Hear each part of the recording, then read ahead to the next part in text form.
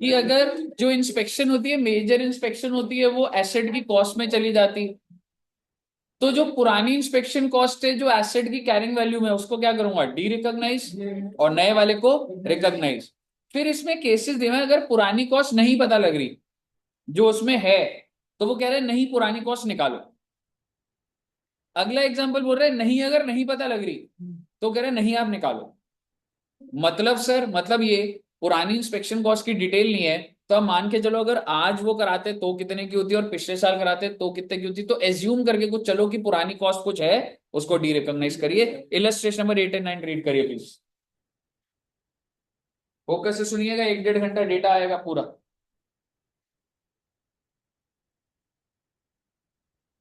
Good morning sir. Good afternoon.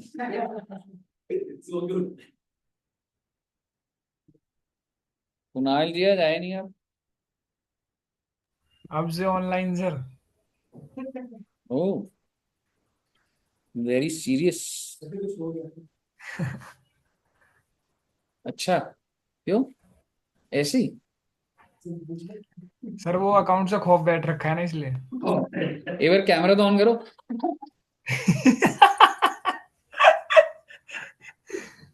Camera हाँ? वैमरा on करने की नहीं हो रही सर। तो अकाउंट्स का खौफ है ना?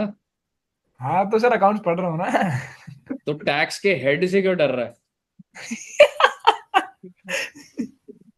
सर जो हमारा पुराना वाला क्लास का पीडीएफ था, आप वो भी भेज दोगे क्या? एक बार भेज दूंगा, तुम ढूंढना मुश्किल है पर एक बार ढूंढ दूंगा। ठीक है सर। ठीक है ना? हाँ जी, 8 और ये एक बार आए, समझ आया बच्चे?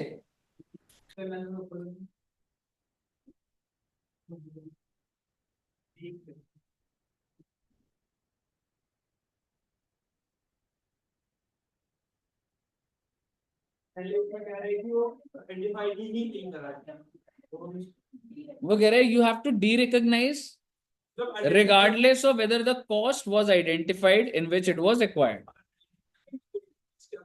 Exactly. और वो आ रहा है, what will you answer in the verb if it is not practicable to determine the carrying amount?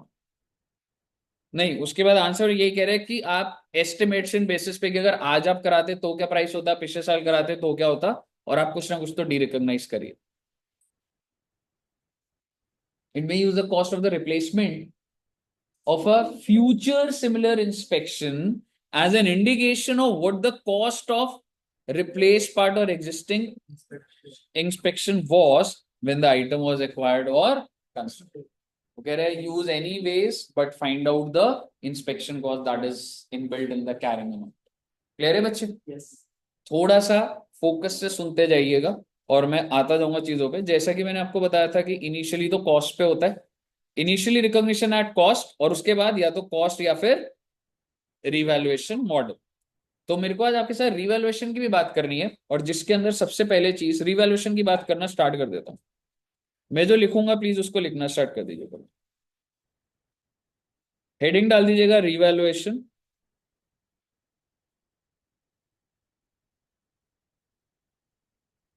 Revaluation of PPE. सबसे पहले, क्या मुझे हर चीज की रिवैल्यू, अगर मान लो एक कंपनी रिवैल्यू कर रही है, तो मतलब अगर मैं बोलूं edu junction is doing revaluation, तो क्या मैं फर्नीचर की भी करूं, फैन की भी करूं, प्रोजेक्टर की भी करूं, या I can just do for a class of assets? हाँ, और क्लास ऑफ एसेट्स अपने में एक मतलब सवाल हो जाता है। ठीक है, तो बेसिकली आंसर इज आपको जरूरी नहीं है कि एक कंपनी अगर रिवैल्यूएशन कर रही है तो वो अपने सारे फिक्स्ड एसेट का करे। It can do revaluation for a class of asset. तो सबसे पहली चीज, it can be done on class of asset basis. और ये थोड़ा लिखा हुआ आएगा और वो देखेंगे। एंड क्लास ऑफ एसेट को अभी मत सोचिए भाई साहब, 500 दुकानें हैं, ठीक है, लेकिन उसमें से 30 दुकानें हैं, 10 वेयर हाउस हैं, 10 ऑफिसेज हैं। मैंने 500 बोल दिया, 50। ठीक है, सो इफ आई से 30 शॉप्स, इसको लिखना मत, 10 गोडाउन्स, 10 फैक्ट्रीज, 10 ऑफिसेस, शॉप से बेचता हूं, सामान यहाँ रखे हुए हैं, यहाँ बनते हैं, ये ऑफिस है। तो does it mean a same class of asset? Answer is no. मैं ये नहीं कह सकता कि अगर लैंड एंड बिल्डिंग को रिवैल्यू करा तो वो लैंड एंड बिल्डिंग के भी पर्पस देखे जाए। तो it is like that level कि भाई ऐसा नहीं है कि अगर मैं बोलूं आज बार मैं लैंड एंड बिल्डिंग कर रहा हूं तो मैं सारा लैंड एंड बिल्डिंग करूंगा, नहीं, वो क्लास ऑफ एसेट रिकॉर्ड होगा। मुझे वो जज नहीं करना है, मेरे को सिर्फ लॉजिक देना था। दूसरी बात, रिवैल्यूएशन की फ्रीक्वेंसी क्या होनी चाहिए? हर साल होना चाहिए रिवैल्यूएशन, या कैसे होना चाहिए? फ्रीक्वेंसी में देखिए क्या लिखा है, if items of PP experience significant and volatile change, significant change, हर साल बहुत ज्यादा बदल रहा है, एनुअल कह रहा है भाई साहब, बस की नहीं है कंपनियों के एनुअल करना। और if items don't show insignificant change in the value 3 to 5 years, please इसको आप लिख दीजिएगा। सिग्निफिकेंट में एसेट वैल्यू बहुत ज्यादा मॉड्यूलेट हो रही है, जैसे कि सपोज कर कोई ट्रेडेबल एसेट्स है और उनकी वैल्यू बहुत ज्यादा चेंज होती है, ठीक है ना। हालांकि ऐसे ट्रेडेबल होते नहीं, मैंने इमीडिएट बोल दिया, बस कोई भी चीज की जनरली अगर मैं बोलूं तो ऐसा बहुत ज्यादा वैल्यू थोड़ा ना गिर जाती है। लेकिन अगर मैं बोलूं आईटी लेवल पे, मैं बोल सकता हूँ कि टेक्नोलॉजी इतनी जल्दी चेंज हो रही है, आज मैं जो चीज 5 करोड़ की खरीद रहा हूँ हो सकता है कल न्यू टेक्नोलॉजी जो 1 करोड़ की बन जाए। तो आईटी रिलेटेड एसेट्स का आप सिग्निफिकेंट फ्लक्चुएशन बोल सकते हैं। तो अगर फ्रीक्वेंसी, अगर मैं बोलूं सिग्निफिकेंट चेंजेस हैं,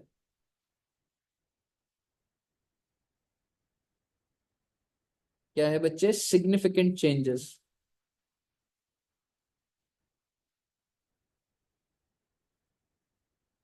तो क्या होगा? एनुअल। और अगर इनसिग्निफिकेंट चेंजेस तो 3 to 5 years। प्लीज सुनते जाइएगा बात को। अब मैं आपके साथ रिवैल्यूएशन की जर्नल एंट्रीज की बात करूं। अब हम एक एग्जाम्पल बनाएंगे जिसमें रिवैल्यूएशन रिजर्व का क्या यूज होगा, क्या चीज है, बड़े फोकस से देखिएगा। सपोज करिए, अच्छा एक लाइन और लिख लीजिएगा, चाहे जबरदस्ती की लाइन है, डेप्रिसिएशन इज कैलकुलेटेड ऑन। एक बात बताओ, अगर कोई चीज आपका 100 रुपए का, आपने रिवैल्यू कर दिया 1000 का कर दिया, तो डेप्रिसिएशन किस पे लगता है, 100 पे या 1000 पे? रिवैल्यूड 1000 पे। Revalued figure. Depreciation is calculated on revalued figure. ठीक है बच्चे, आगे समझेंगे। अब मैं कुछ एग्जाम्पल बनाऊंगा और आप समझिएगा उसको क्या करना। मान लो एग्जाम्पल में मैं क्या ले रहा हूं, supposingly there is a land, और मैं डेट ले रहा हूं 1/4/24 की, और ये ओसी लिख रहा हूँ। प्लीज थोड़ी सी स्पीड रहेगी, आप देखिएगा। ओसी मींस ओरिजिनल कॉस्ट। भाई मैंने 100 रुपए का लैंड परचेज करा, साल खत्म हुआ, that is on 31st March 25। On 31st March 25, can you tell me on 31st March 25 what is the book value of the land? 100. And what is the market value? Market value is 120. क्या आप मुझे बता सकते हैं मैं क्या journal entry डालूंगा? Land account debit land to 20 रुपए। रिवैल्यूएशन। टू रिवैल्यूएशन मत लिखिएगा, रिवैल्यूएशन पार्टनरशिप अकाउंट नहीं है, ठीक है। Revaluation reserve that is 2020। Balance sheet में आपका 20 रुपए से लैंड बढ़ गया है और 20 रुपए से रिवैल्यूएशन रिजर्व बढ़ गया। यहां तक कोई दिक्कत? क्या आप मुझे बता सकते हैं ये कौन सा साल था? 24-25। बात यहां खत्म नहीं होगी, अगला साल आ जाएगा। तो ये केस चल रहा है, अगला साल कौन सा आया? 25-26। मैंने लैंड एग्जांपल इसलिए लिया क्योंकि इस पे डिप्रिसिएशन नहीं है तो झमेला नहीं रहेगा। क्या आप मुझे बता सकते हैं 31 मार्च 26 को what is the book value of the land? And now market value, I am making few cases, ठीक है। और ये सब इंडिपेंडेंट है, तो प्लीज कंटिन्यूएशन में मत ले लीजिएगा, ठीक है। अगर मार्केट वैल्यू 140 होती, case number A, if the market value is 140, क्या आप मुझे बता सकते हैं जर्नल एंट्री? 20 और 20। बहुत अच्छी बात है। इसमें क्या नई बात बता दी, जब भी एसेट बढ़ रहा है asset debit to revaluation reserve ही है। अगर लैंड की वैल्यू 110 हुई होती बच्चे, आपकी बुक वैल्यू क्या है 120, और अभी मैं किस केस पर हूं कि वैल्यू क्या हो गई है। तो एक बात तो तय है, लैंड की वैल्यू कितने से कम होगी, 10 से, because something 120 now it is 110, तो 10 से कम होगी। डेबिट क्या करो, क्या मुझे बता सकते हैं ऑलरेडी रिवैल्यूएशन रिजर्व में कितने रुपए है, 20 है, तो उसी को खत्म करिए ना, रिवैल्यूएशन रिजर्व टू लैंड। और अगर भैया अगर ये वैल्यू 110 ना होके 80 हो गई होती, ओ माय गॉड, तो समझिएगा पहले बात को, लैंड की वैल्यू कितने से गिराऊंगा 40, वाई बुक वैल्यू 120, और ये डेबिट क्या करूं, रिवैल्यूएशन कितने से है, बिल्कुल है, इंडिपेंडेंट केसेस हैं। पिछले साल 20 का रिवैल्यूएशन रिजर्व था, पहले उसको खत्म करिए आप, बाकी पीएनएल पे हिट जाएगा। The balance of revaluation can not be negative, लेकिन अगर ऑलरेडी चल रहा है क्योंकि आपने वैल्यू बढ़ाई थी, तो इन फ्यूचर अगर गिरेगी तो पहले उसको खत्म करिए आप, उसके बाद जाइए पीएनएल के अंदर। मुझे बताइए कोई दिक्कत। इसके नीचे एक नोट लिखिए, the balance of revaluation reserve, the balance of revaluation reserve can not have debit balance, negative balance, debit balance. सही बच्चों को क्लियर है, मिस्टर बाला क्लियर है आपको भी। Yes sir. ऐसा करोगे अब? कौन है ये खबरें लीक कर रहा है जो? मेरे को बताया भाई, मेरे को पता है, बताऊं किसने बताया। कौन कौन है सर, बताओ जरा।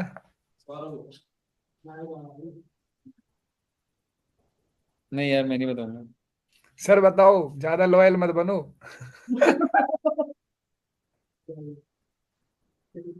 लॉयल आप ही बनोगे बस। चलिए आइए, केस नंबर ए क्लियर है सब बच्चों को, केस नंबर बी पर आइए।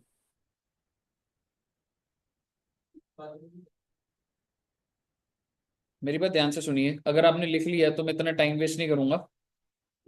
लिख लिया था ना आपने,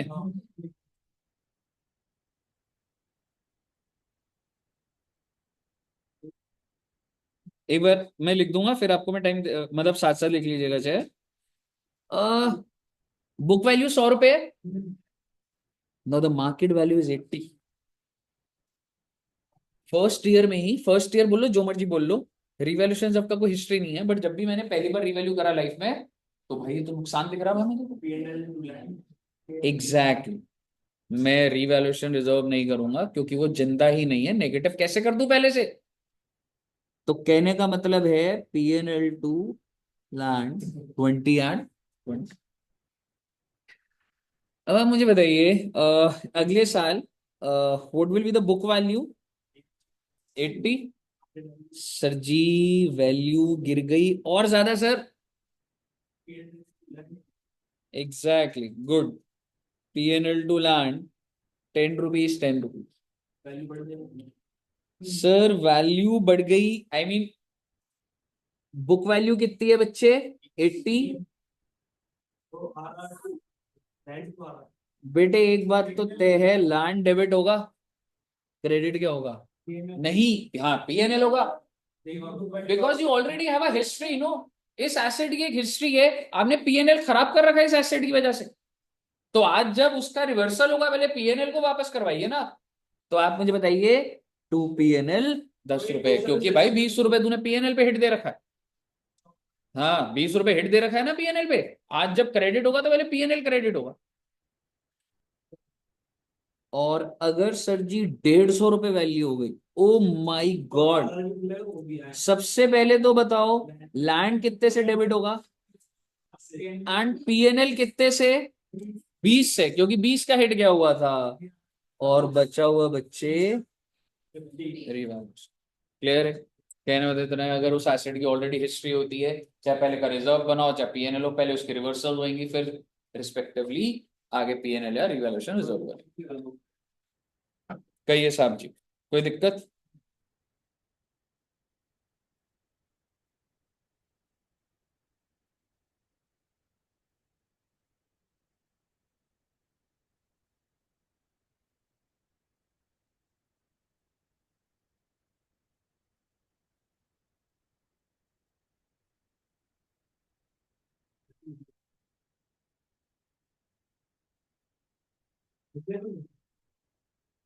अगर आप देखेंगे, ये जो टेबल बना हुआ है ना, आपको नोट करने की जरूरत नहीं है, बट वो जो सारा मैंने समझाया केस स्टडी के हिसाब से, वो यही लिखा हुआ है कि अगर इंक्रीज हुआ तो अगर पहले से डिक्रीज हो रखा है तो पहले वही रिवर्सल, ऐसे करके लिखा हुआ।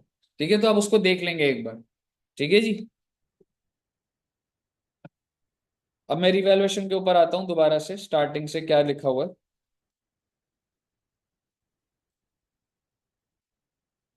वो क्लास ऑफ एसेट समझा रहा है, पढ़ लीजिएगा इसको।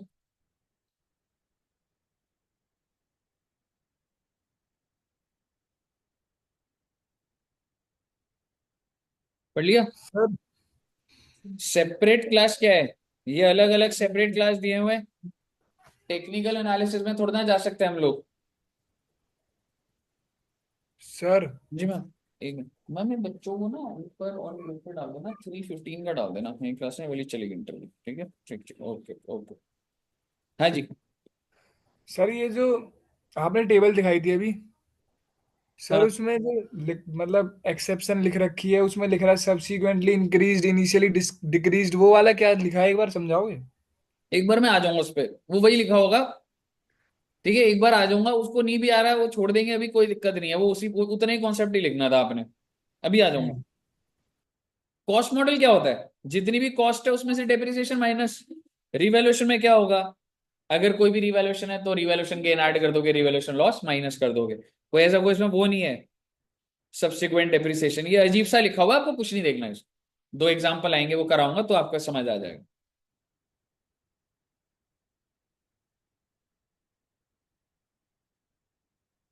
तो क्या बोल रहे हैं, अगर कोई भी आइटम पीपी का करा तो जिस भी क्लास को बिलोंग करता है पूरी क्लास रिवैल्यू करनी पड़ेगी। क्लियर है जी?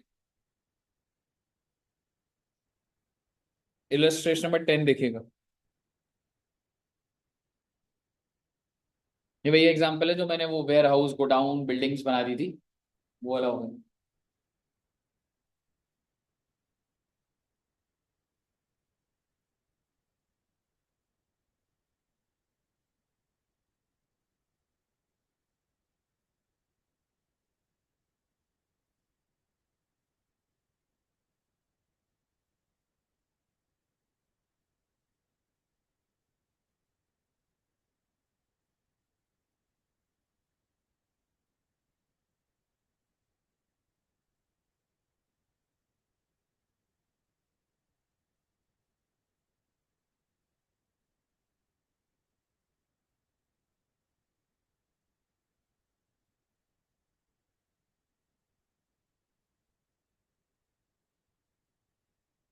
पढ़ लिया बच्चों?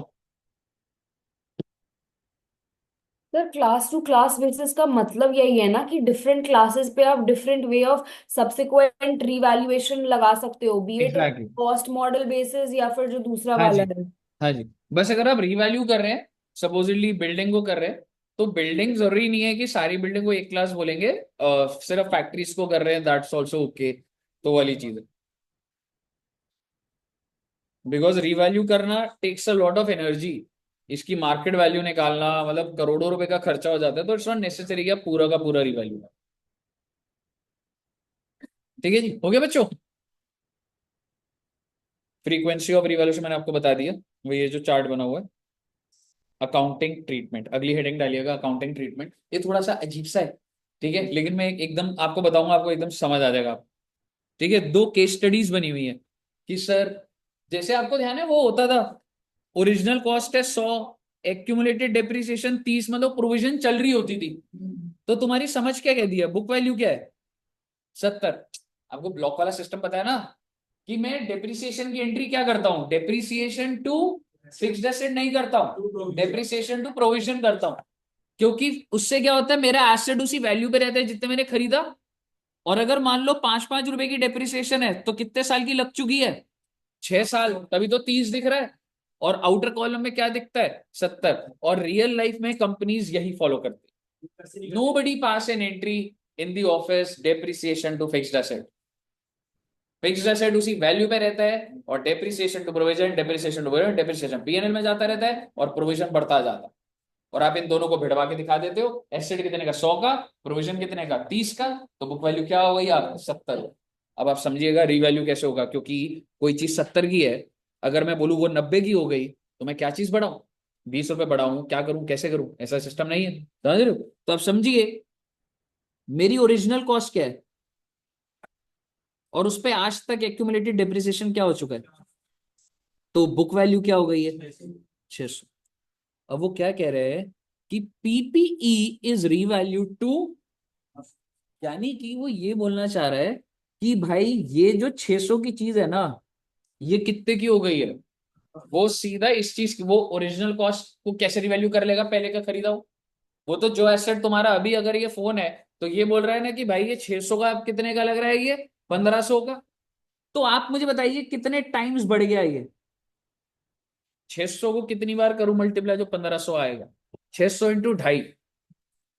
आप एक्यूमुलेटेड को भी 2.5 से मल्टीप्लाई कर दीजिए,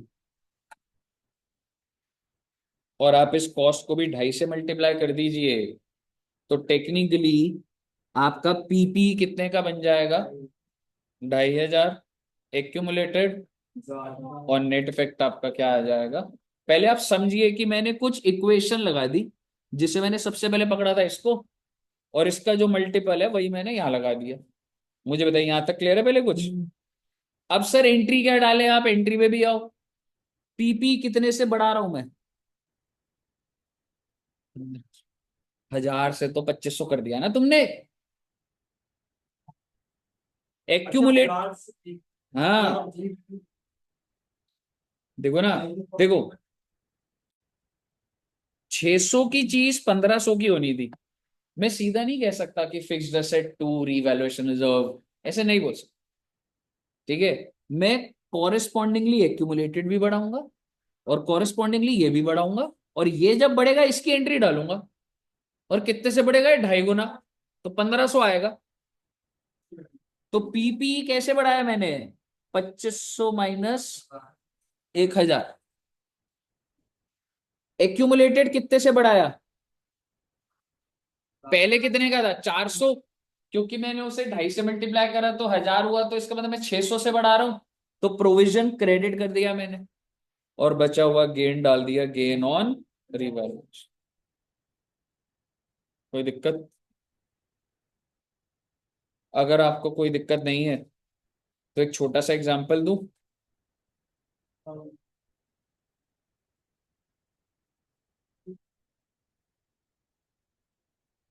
बच्चों वाला एग्जांपल होगा बेटे, कुछ नहीं है उसमें, बस अब आपको क्लैरिटी से और दिखेगा।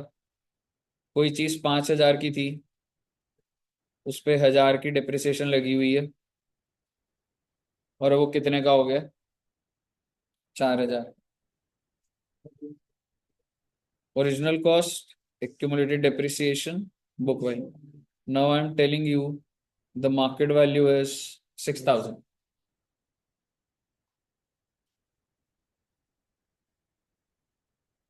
तो मुझे तो समझ गए ना आप क्या करना है ना, एंट्री बनाइएगा, पूरी एंट्री तक बना दीजिए।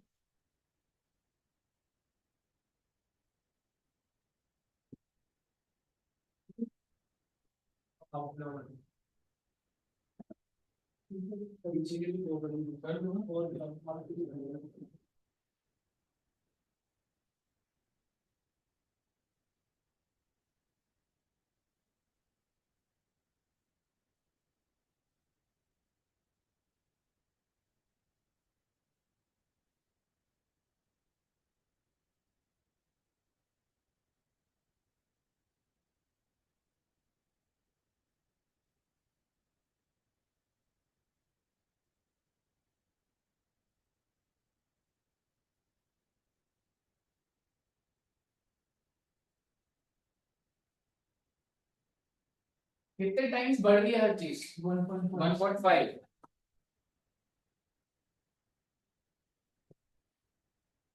विच मीन्स ये भी कितना हो जाएगा, और ये क्या हो जाएगा, 7,500। तो फिक्स्ड एसेट डेबिट करेंगे आप 2,500 से, एक्यूमुलेटेड डेप्रिसिएशन 500 से, और गेन कितने का आ जाएगा? क्लियर है? ये एग्जाम्पल बना सकते हैं आप।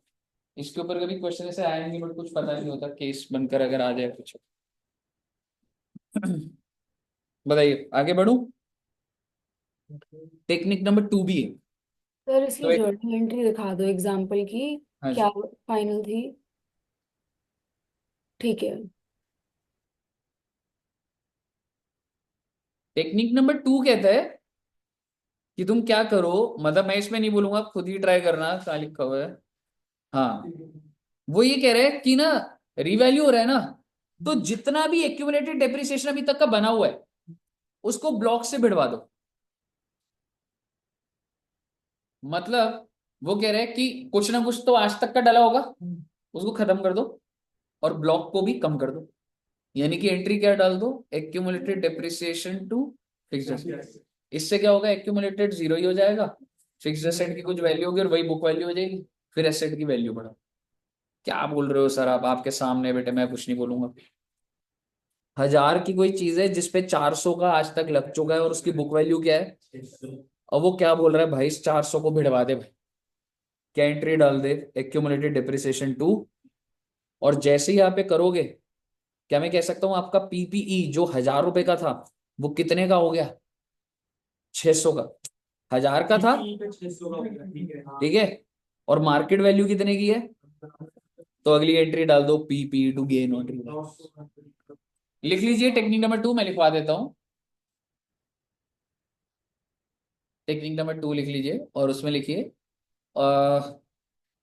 The accumulated depreciation will be written off against the gross block,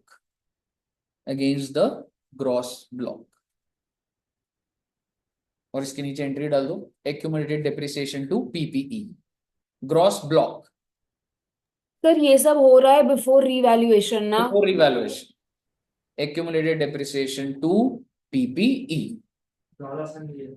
हाँ मतलब इजी है, सीधा खत्म करो और जो है, ठीक है, ग्रॉस। तो एक एंट्री ये डाल दी, ठीक है। अब इसके नीचे एग्जांपल बना लेते हैं।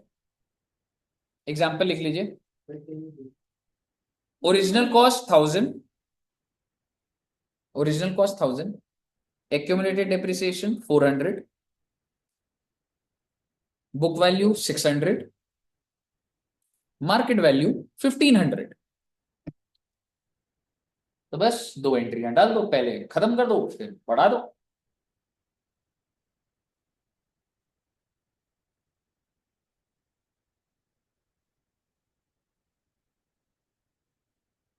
क्या वो लिखा नहीं कर रहा है ना?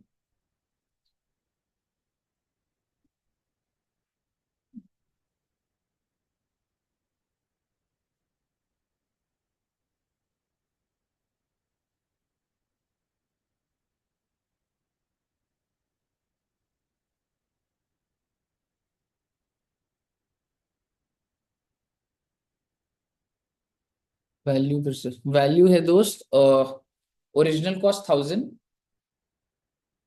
accumulated depreciation 400, book value 600, market value is 1,500।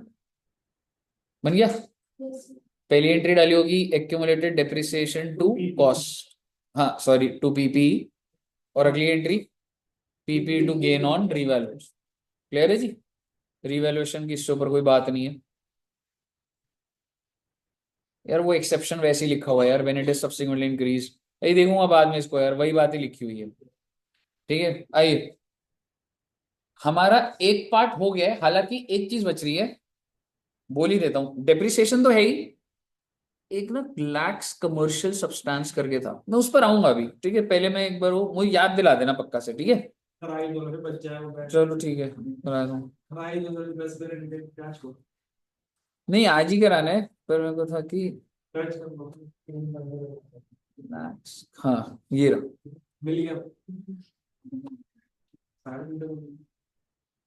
नहीं यार वो बच्चे ना ऑलरेडी 1:30 बजे के फ्री हो रखे हैं। एक बार हेडिंग लिख लेना, PPE acquired in exchange for a non-monetary asset or asset और a combination, मतलब सिर्फ चलो लिख लो, ऐसे ही लिख लो, PPE exchange for monetary और नॉन मॉनिटरी एसेट। मतलब एक आपको मैं गाड़ी दे रहा हूं, उसकी जगह आप मुझे बाइक और कैश दे दो, तो उसकी ट्रांजैक्शन कैसे होगी, वो वाली चीज की एंट्री डालेंगे। जैसे मैं अगर आपको बाइक दे दूं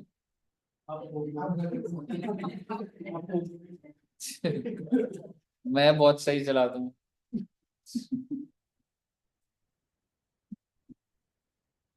ये क्या ही सही यार, कुछ पता नहीं लगता है।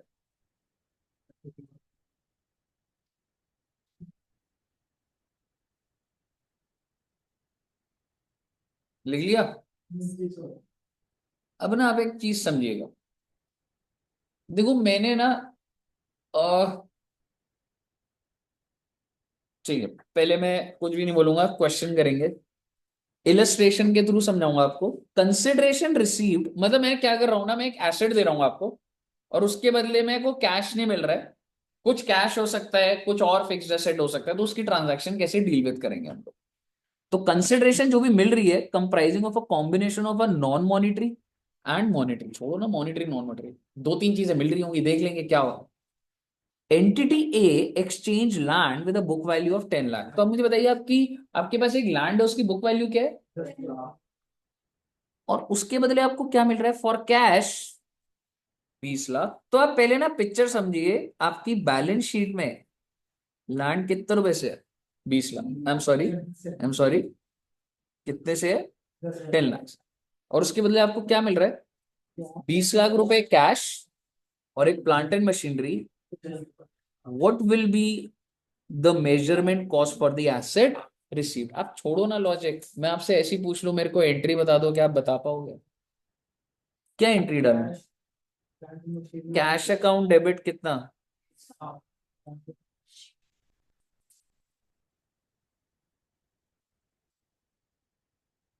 टू प्रॉफिट एंड, बस खत्म। अब मेरा आपसे नहीं, मेरा आपसे एक छोटा सा सवाल है, सही, मेरा आपसे छोटा सा सवाल है, मैंने बस एंट्री तो डाली और क्या करा। क्या मैं कह सकता हूँ कहीं ना कहीं ये लैंड सही बुक वैल्यू पे नहीं था ना, और कोई क्यों देगा मुझे कैश और वो, ठीक है। अब मैं आपको कह रहा हूँ इस चीज को क्या बोला जाता है कि कमर्शियल सब्सटेंस है। ये अब ये लाइन पढ़ी है जो मैं छुड़वाई, ट्रांजैक्शन हैज कमर्शियल, का मतलब है मेरी बैलेंस शीट में सिर्फ कोई चीज कितने की आ रही थी और अब कितने की दिख रही है। तो ऐसा देखने में लग रहा है कि कंपनी को काफी बेनिफिट हुआ है। मेरा एक एसेट गया 10 का और एसेट कितने का आ गया, 45। सो डेफिनेटली कंपनी को फ्यूचर में बेनिफिट्स होंगे, there would be more inflow.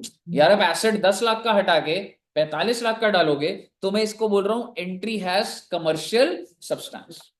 Sir तो इसका मतलब ये है ना कि जो आपकी कंपनी है जिसको ज्यादा के एसेट्स मिल रहे हैं, वह 35 लाख, उसको बेनिफिट हो रहा है। Exactly exactly. तो मैं उसकी एंट्री ऐसे डाल रहा। ऐसा भी तो हो सकता है कि मैं बहुत ही, तो ये एंट्री डली हुई, जो आपने डाली है वो डली हुई है, ठीक है। अब देखिए, exchange of asset lacks commercial substance, lakh commercial substance होता है। मैंने आपको बाइक दी और आपने मुझे बाइक दी विद 5-10 हजार कैश, ठीक है। 350 सीसी की मैंने आपको बाइक दी, आपने 350 सीसी की दी। आप मुझे बताइए क्या कोई बहुत ज्यादा अंतर आ जाएगा बैलेंस शीट में, नहीं आएगा ना, चाहे थोड़ा 5-10 हजार कैश और ले लिया। तो बेसिकली मैं उसको क्या बोल रहा हूं, exchange of asset lacks commercial substance. इतना with exchange of asset there will be no fresh inflow और आउटफ्लो ऑफ कैश। ऊपर वाले में दिख रहा था यार 10 लाख का एसेट जाके 45 आया, ठीक है। अब हम ये वाला एग्जांपल देखें, entity A exchange car x with a book value of तो भाई मेरी गाड़ी है, उसकी बुक वैल्यू बैलेंस शीट में कितनी है, 13 लाख, और इसकी फेयर वैल्यू कितनी है, ऊपर फेयर वैल्यू की बात भी नहीं कर रहा था कुछ, एसेट भी चला दिया, ठीक है, 13 लाख की तेरा फेयर वैल्यू फॉर कैश, तो मैं ये एक्सचेंज कर लूंगा, उसके बदले मुझे क्या दे दीजिए, 15,000 and car Y with a fair value of. तो अगर आप गणित बिठाओगे तो मेरी गाड़ी 13,25 की थी, और मैं सारा का सारा ही हो गया। exactly, और मैं आपसे 13,25 ही ले रहा हूं, ठीक है। द ट्रांजैक्शन लैक्स कमर्शियल, क्योंकि इसमें कोई ऐसा जो रिकॉर्डेड एसेट्स है कोई ऐसे चेंज नहीं आने वाले, as the company's cash flow are not expected to change as a result of exchange. It is the same position as it was before the transaction. How will you measure? अब आप समझिए, आपकी गाड़ी चली गई, आप मानते हो, तो टू कार करूंगा, 13 लाख मानते हो, मेरी बुक्स में कितने में रिकॉर्डेड थी, कैश कितना आ जाएगा। अब जो गाड़ी जो आ रही है वो वैसे कितने की है फेयर वैल्यू, पर मैं बैलेंसिंग फिगर पे ही कर रहा हूँ, 12,85,000।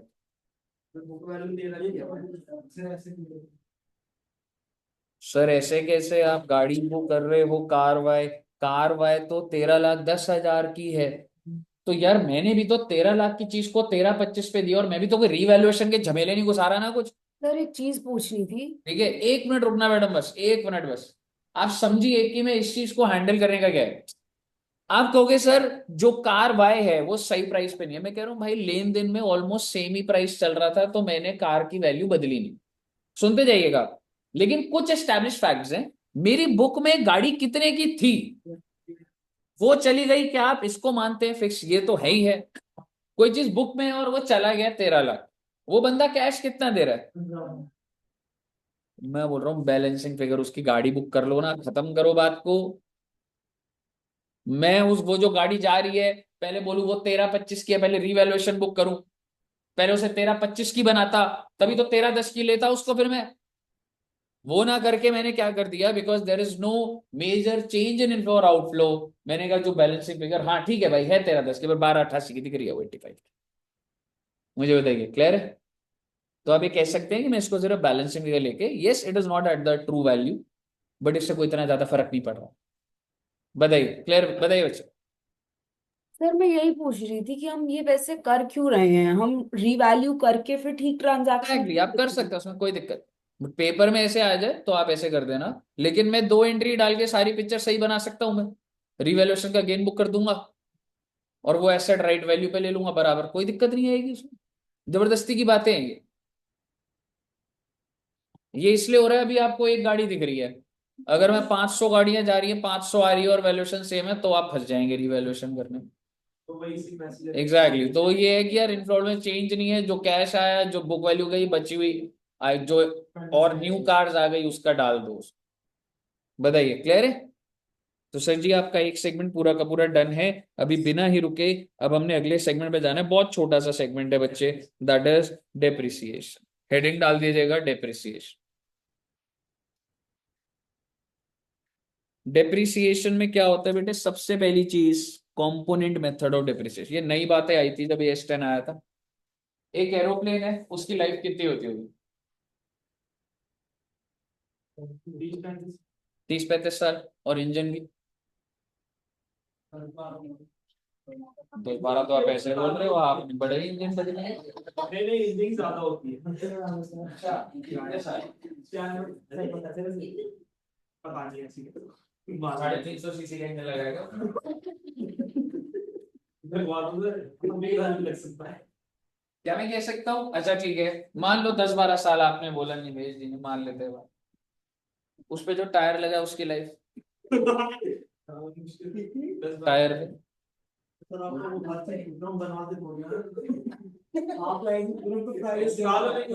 दुकान की आप,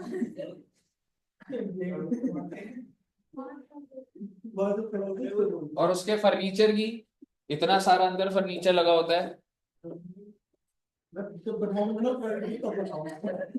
क्या मैं कह सकता हूँ एक एरोप्लेन के अंदर बहुत सारे कंपोनेंट्स होते हैं जो बड़े अमाउंट के, और सबकी लाइफ अलग अलग हो सकती है, ठीक है। तो क्या मैं उस एरोप्लेन को सेग्रीगेट कर सकता हूँ कि उसका इंजन 10 साल पे डिप्रिशिएट हो रहा है, जो उसकी मेटालिक बॉडी है वो 20 साल में हो रही है, जो फर्नीचर है वो 8 साल में हो रहा है, कर सकते हैं। इसको क्या बोला जाता है? Component method of depreciation. It's not necessary कि अगर इस एसेट के अंदर कुछ चीजें अलग अलग लाइफ है उसकी तो मैं अलग अलग कर सकता हूँ, दैट्स अलाउड। प्रोजेक्टर के अंदर जो लैंप है वो बार बार बदला जाता है, ये आपको सेटअप में लगा रहेगा, लेकिन इसके अंदर एक लैंप है जो कि 80,000 का आता है, वो हर साल बदलता है। 80,000 का नहीं है, 0 ज्यादा लग गया, 8,000, 1500 और बढ़ा दिया मैंने, 6500। तो इसके अंदर एक लैंप लगता है जो कि हर 2 साल में बदलना पड़ता है, हर 2 साल में। उसकी वो लाइट डिम हो जाती है। मुझे बताइए, क्लियर है? ए, पढ़ो रे इसको, एग्जाम्पल को पढ़ो।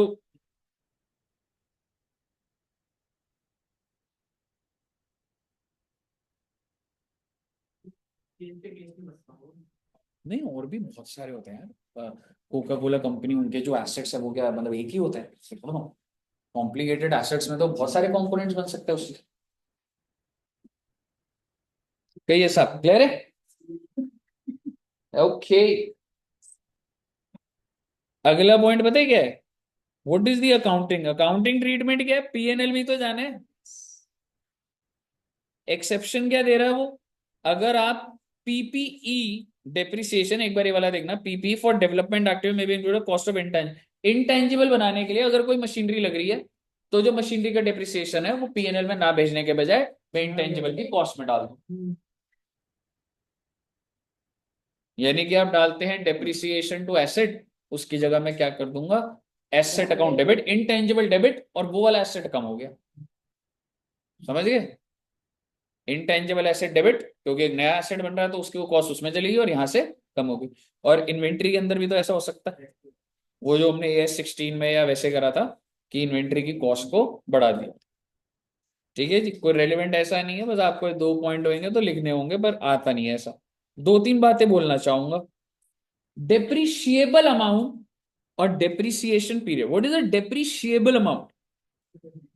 जिसपे अभी भी डेप्रिसिएशन ही लगनी है। यानी कि जब आप नया एसेट खरीदते हैं ओरिजिनल कॉस्ट होती है, लेकिन उसमें से क्या बचा के चलते हैं? Salvage values. तो मान लो, तो इस चीज को मैं क्या बोल रहा हूं?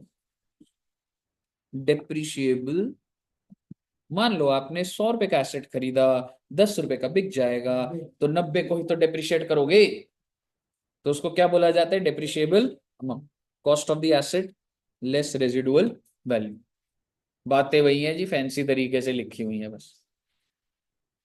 और the depreciable amount should be allocated on systematic basis over it's useful. भाई ये 90 रुपए को लाइफ 5 साल है तो 18-18 रुपए करके ही तो डिप्रिशिएट करूंगा। What do you mean by depreciation period? Life of the asset, depreciation period, useful life. बेटे ये सारी बातें तो आप रीड करोगे ना, यूजफुल लाइफ की कितने टाइम तक यूज हो सकता है या वो पढ़ लीजिए एक बार।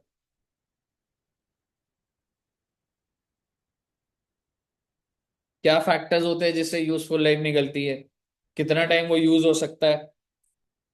वेयर एंड टीयर क्या है उसका? टेक्निकल एंड कमर्शियल ऑब्सोलीन्स, लीगल और सिमिलर यूनिट्स। मतलब इट्स लाइक आपको ये थ्योरेटिकल बातें हैं, ये रीड करनी है आपको।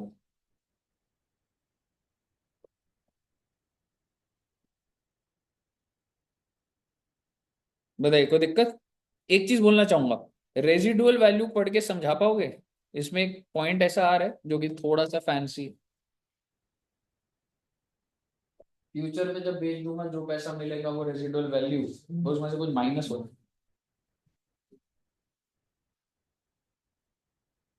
सर अगर कोई भी हम एसेट सेल करने अगर जा रहे हैं तो अगर उसके लिए हमें 100 रुपीज मिल रहे हैं, बट अगर कॉस्ट ऑफ दैट डिस्पोजल ही 20 रुपए है तो हमारे को ब्रोकरेज या कितने कुछ भी अगर मिलेंगे? लग रहा है तो वो माइनस कर दो, है ना? मैं वही है, छोटा सा ही पॉइंट था। इलस्ट्रेशन 1 देखिए, क्या बच्चों वाली इलस्ट्रेशन।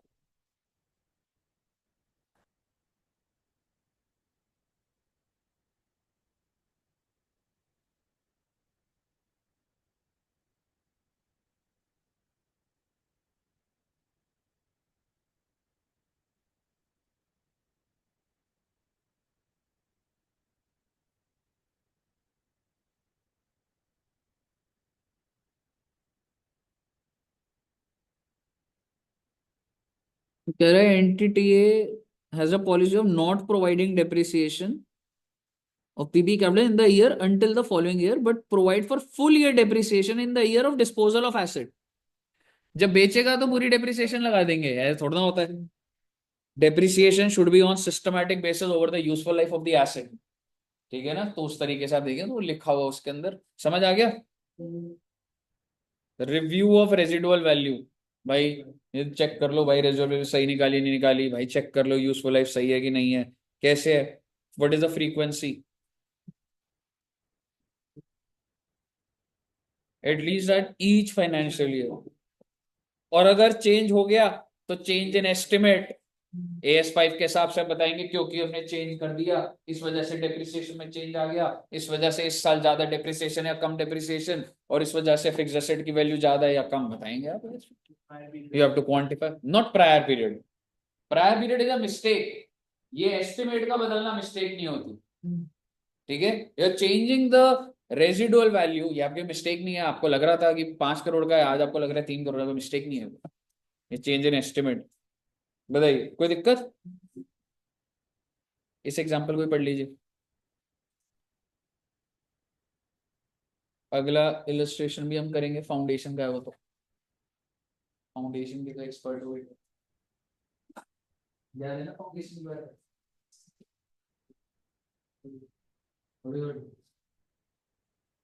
और इंटर के बाद कुछ गुलाम करते पर मिल रहा है. आप बुलाने के लिए ना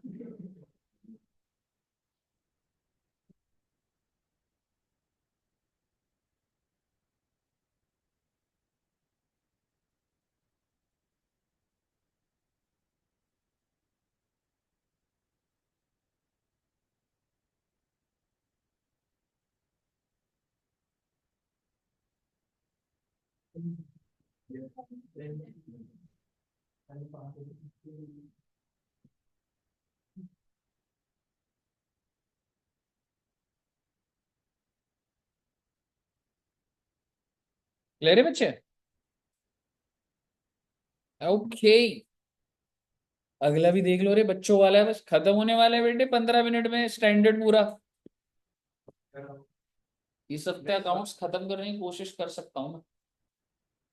ऑनलाइन नाम ब्लॉक तो खत्म होगा अगर ऑनलाइन ब्लॉक दो, नहीं समझ तो आ जाएगा.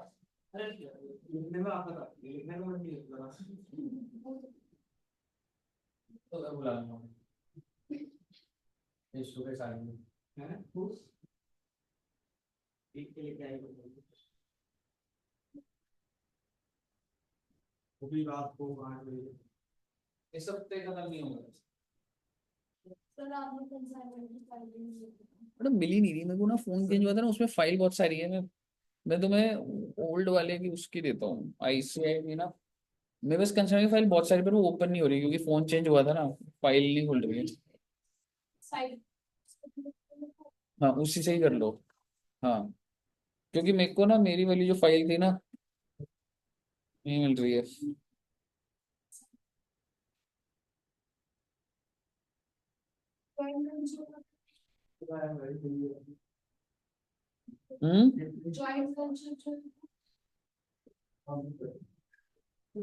जॉइंट वेंचर के क्वेश्चंस आपके मॉड्यूल के ही ठीक है.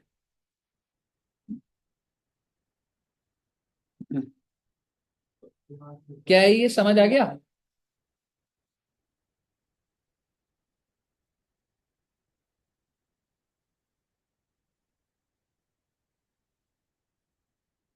अब वो 4 साल बाद चला सकता है, 10 के बाद 10 से 10 का और तो जो बचा हुआ अमाउंट है उसके ऊपर डिवाइड बाय 4 करके वो होगा.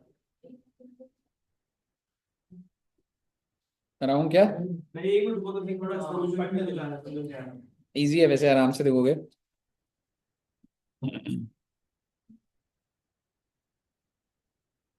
आपको 40 जाएगा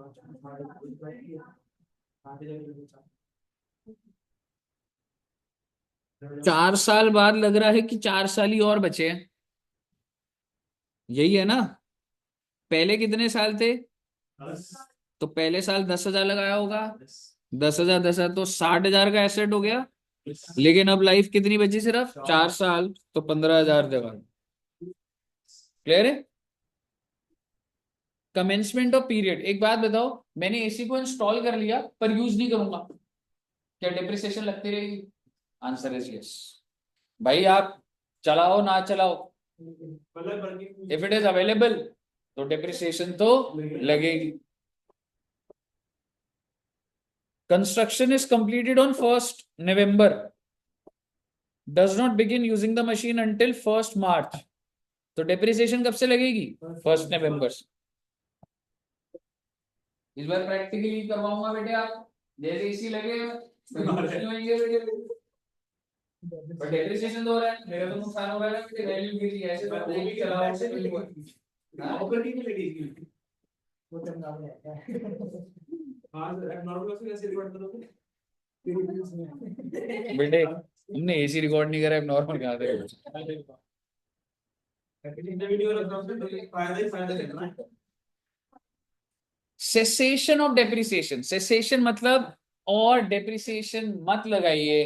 क्यों ना लगाइए? एक बात बताओ, अगर मेरी बुक वैल्यू रेजिडुअल वैल्यू तक ही पहुंच जाएगी, एग्जांपल देता हूं, ऐसे नीचे भी दिया हुआ है, मान लो कोई चीज 1 लाख की है और ये 10 साल चलने के बाद इसकी रेजिडुअल वैल्यू भी 1 लाख है, ये कैसे हो रहा है? हो रहा है भाई, मार्केट वैल्यू होगी इसकी। Do I need to provide depreciation? No. ठीक है। और अगर इसकी 10,000 होती वैल्यू तो डेप्रिशिएबल अमाउंट कितना होता? 90,000। और 90 करते करते करते करते मैं सिर्फ कहां तक जाता, जब मैं कहां पहुंच जाता? Residual value. तो depreciation ceases to be charged when asset residual value, मान लो अभी के लिए 1 लाख, इक्वल्स और एक्सीड्स इज कैरिंग वैल्यू। अगर तो सेम होगी तो क्या ही तो ये डेप्रिसिएशन वाला चार्ज कर एग्जांपल लोगे? आप फिर से समझा दोगे? हाँ जी, फिर से समझाता हूं। अगर आपका, एग्जाम्पल दे रहा हूं आपको मैं, सपोज करो ओरिजिनल कॉस्ट है 1 lakh, book value is 30,000 and I am saying residual value is also 30,000. Do I need to provide depreciation? No, depreciation ceases. क्या depreciate करूं भाई? रेजिडुअल वैल्यू तो 30,000 है, क्यों उसके नीचे जाऊंगा मैं? तो रेजिडुअल मतलब स्क्रैप ना? हाँ जी, कि मेरे को फ्यूचर में इतना भाव मिल जाएगा, तो आज उसका भाव अभी बुक में कितना चल रहा है? 30,000, तो उसको नीचे कैसे गिराऊं जब मुझे लग रहा है मुझे 30,000 मिल जाएगा? तो इलस्ट्रेशन नंबर 14।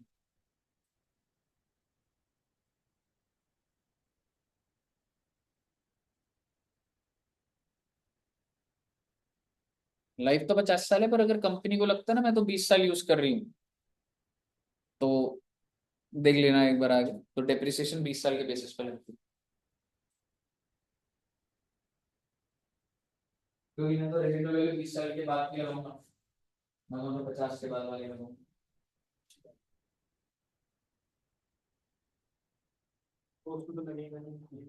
पहले वाले में लगेगा क्या?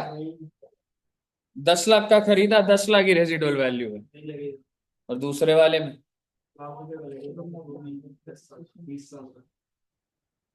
1 लाख रुपए डिवाइडेड बाय 20, 500।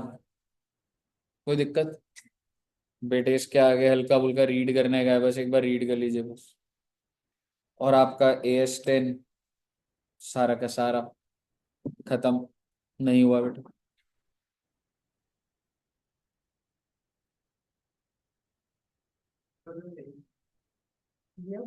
है कॉफी बढ़िया बना दी यार, बढ़िया नहीं पिलाई यार, क्या हो गया इसको? वो तो यार बीजेपी वाले तो यार सुबह सुबह ये मेरे घर जाके भी बोल रहा था सबको, vote for BJP, vote for BJP. हाँ संजय, मेरे को नहीं पीनी coffee.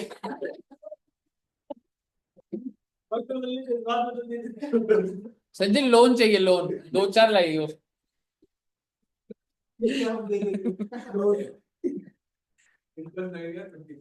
Coffee is not good for health.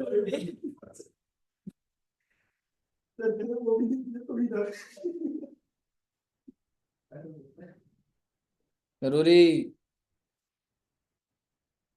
खत्म हो गया बेटे AS10। अभी आपने बोला कि नहीं हुआ है। बस ये जैसे ना रीड करने वाला है, land and building has an unlimited life, लेकिन अगर लैंड की लिमिटेड लाइफ हो तो फिर डेप्रिसिएशन लगाओगे। And if cost of land includes dismantling removal, तो भाई वो डिसमेंटलिंग जब भी करनी है वो कॉस्ट को डेप्रिशिएट कर दो सिर्फ, ठीक है। तो ऐसी चीजें कोई लिखी होंगी। और जो डेप्रिसिएशन मेथड, मेन डेप्रिसिएशन करोगे कैसे, ठीक है, सुन लो एक बार। SLM WDV यूनिट्स ऑफ, और भाई मेथड सही चल रहा है नहीं चल रहा है एनुअली चेक कर लेना, और अगर कुछ चेंज होगा तो AS5 के हिसाब से लगा दें। आपको समझ आ रहा है ना कैसे आपको रीड करना है अब इसको?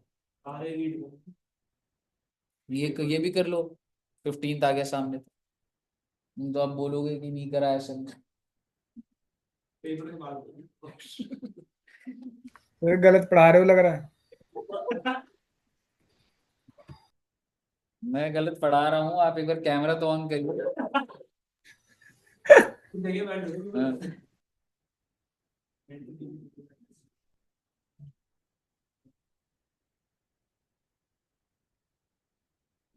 कुणाल जी क्या हो गया ऐसा? सर बताया तो अकाउंट्स का सदमा है सर। अच्छा,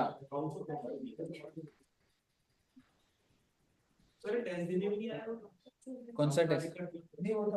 टेस्ट देने तो आएगा, टेस्ट देने आएगा ना। सर अब तो पेपर ही देने जाऊंगा सीधा। बताओ, इतना भारी सदमा लग गया है देखो। तभी तो मैं सर कह रहा हूँ गलत पढ़ा दिया लग रहा है आपने। हाँ, कल से ऑनलाइन बंदी कर देता हूँ, ऑफलाइन कर देता हूँ। 3-4 दिन के लिए ऑफलाइन क्लासेस कर देते हैं। सर अब एक ही एज रह गया ना 15, उसके अलावा भी कुछ है क्या? नहीं रहता है भाई, 28 रहता है, और एक 15 और 28 दो। 20 एक कौन सा रह गया वो? 4 ऐसे रहते हैं बस।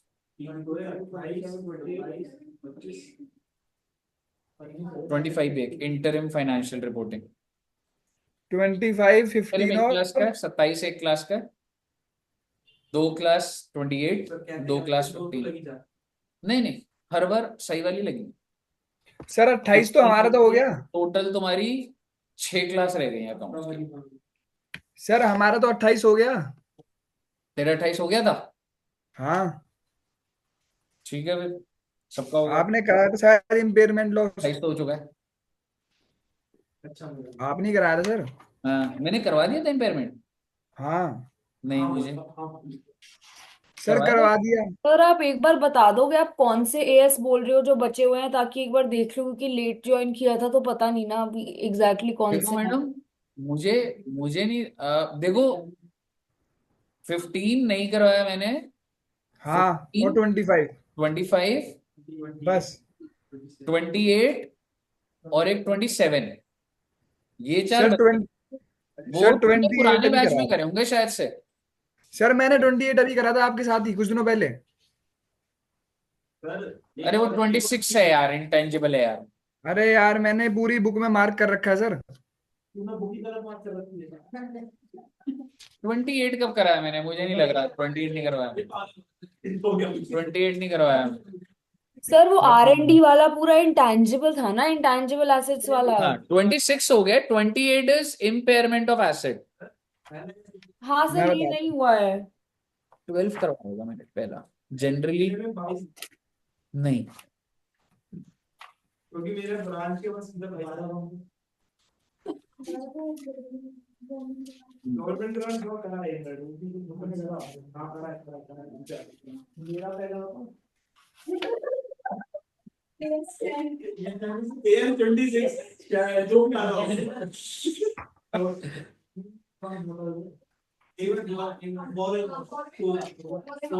अरे एवं 16 भी करवाओ 16 करवाओ तो किस टाइप में उस टाइम पे आप नहीं थे। मेरा बस मेरा बस होता शायद सर रेफरेंस दिया था, शायद नहीं कराया नहीं था, रेफरेंस दिया था कहीं से। नहीं मेरे ये 4 रह गए। हाँ ये 25, 15, 28। हाँ 28, 27, 15 और 25। 27 कौन सा है सर? जॉइंट वेंचर वाला है, छोटा सा है वो भी, स्टैंडर्ड एक ही क्लास। ठीक है। संजय यार 2 कॉफी नहीं लाया तू बच्चों के लिए? चल कोई बात नहीं भाई, हो जाते गलती, गलती हो जाते, कोई बात नहीं, कोई बात नहीं। इलेक्शन में बिजी है अभी ये। संजय हलवा किधर है भाई? हाँ ठीक, उसके बाद बीजेपी जीतेगी तो हलवा, और आम आदमी पार्टी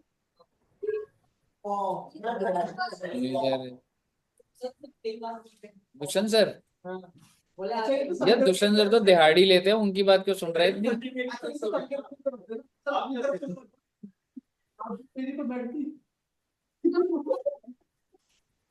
सर हो गया सर, कर दूं बंद?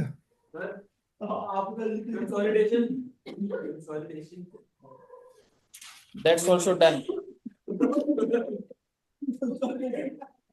गेन ऑन रिप्लेसमेंट, अरे ये 16 भी देख लो बस ऐसी। और ना मतलब इसको हल्का फुल्का रीड कर लेना, इलस्ट्रेशन मिस मत करना, कॉन्सेप्ट है सब, आपको कुछ और करने की जरूरत नहीं है। लेकिन मैं स्टिल यही बोलूंगा, एक बार वन टाइम रीड तो कर ही लें, रिस्क नहीं ले सकते। आप नहीं ले सकते। नहीं मतलब ये भी है कि कहीं तुम, तू तो ले नहीं सकता। मैं तो बोल ही रहा हूँ अपने को, ये भी बोलता हूँ मैं। इसको लेके पढ़ रहा हूँ। वो इंश्योरेंस में ना इसको एसेट मिल रहा है, तो जो एसेट डिस्ट्रॉय होगा उसको खत्म कर दिया, और जब मिल गया तो गेन बुक कर दिया। एक बार देखिएगा, आराम से देखिएगा बेटे, यही आएगा पेपर में। आम आदमी पार्टी जीती तो यही आएगा। सर ये स्टेन में से क्या आता है सर? कैसी वर्थ, क्या वर्थ ये रखता है? स्टेप में से क्या आता है? क्वेश्चन आएंगे और क्या आएगा? सर कितने मार्क्स का है? 5 नंबर। यही मुझे तो बहुत बड़ी बात बता रही सर। 5 नंबर। हार्ड क्या है सर इसमें? हाँ जी, हार्ड क्या है इसमें, हार्ड?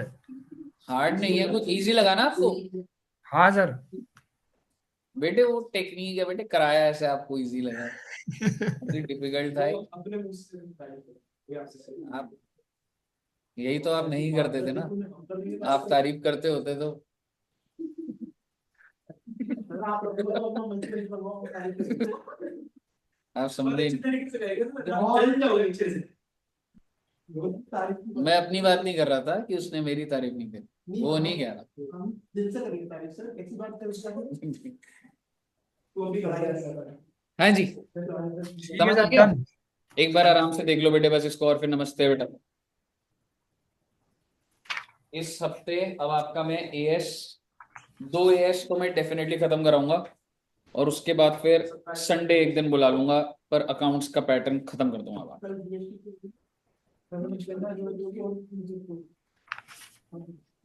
सर छोटे छोटे करा देना सर। छोटे एस कराऊंगा। 28 भी ठीक है, 15 का थोड़ा अजीब सा लगता है मेरे को खुद ही। 15 पहलेगा क्योंकि मुश्किल पड़ेगा ना वो, इसलिए 15 आसान है।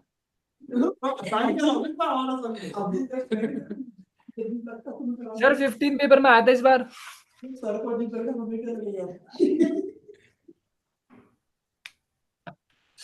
पेपर में आया था ना इस बार। हाँ जी यादव, कितनी बार पूछोगे इस बात को? सर ये बताओ कि क्या नाम है, 15 कितने नंबर का आया था इस बार?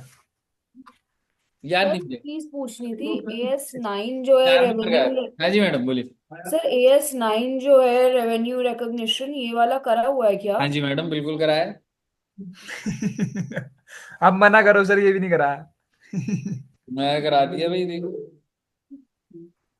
ये खत्म होता जा रहा है बेटा। तुम्हारा जीएसटी रह गया वैसे एक मेन। सर रिटर्न कब खत्म होगा? चलो, ऑन द लास्ट चैप्टर है तो एक थोड़ा क्लोजर वाली फील आ जाती है। सर कल रिटर्न खत्म होगा ना? हाँ जी, कल रिटर्न खत्म हो जाएगा। यार हमने शुरुआत तो की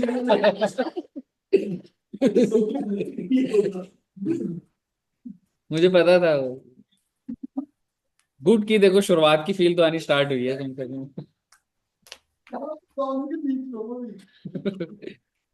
बताइए, ठीक है।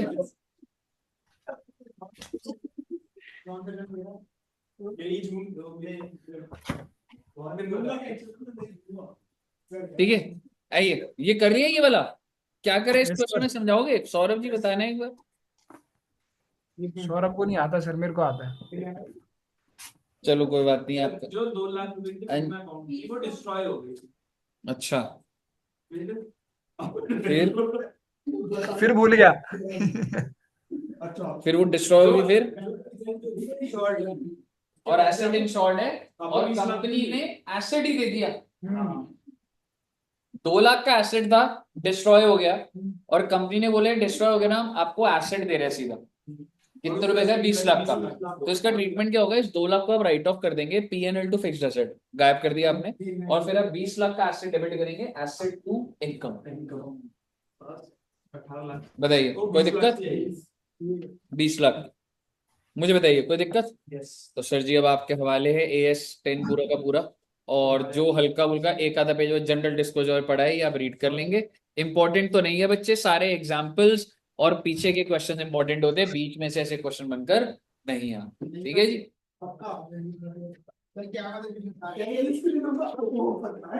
बट यू नेवर नो, आने को आ ही सकता है बेटा, इलेक्शन ईयर है बच्चे।